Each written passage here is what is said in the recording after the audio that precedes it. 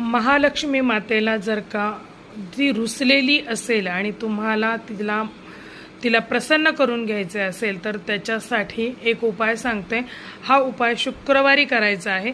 त्याच्यासाठी तुम्हाला 100 ग्रॅम तांदूळ लागतील किंवा एक वाटीभर तांदूळ पकडा, त्याच्याबरोबर वाटीभर साखर घ्यायची आहे।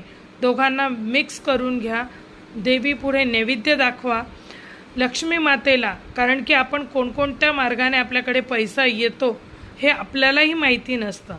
ज्या वेळेला काही चुकीच्या मार्गाने पैसा येतो किंवा चुकीच्या ठिकाणी तो खर्च होतो त्यावेळेला लक्ष्मी माता ही नाराज होते आणि मग तिची नाराजगी काढण्यासाठी दर शुक्रवारी हा उपाय करू शकता। दोन्ही मिक्स केलेले तांदूळ आणि साखर याचा नैवेद्य दाखवावा, क्षमा मागावी तिची आणि ते तांदूळ हे वाहत्या पाण्यामध्ये सोडून द्यायचे आहेत।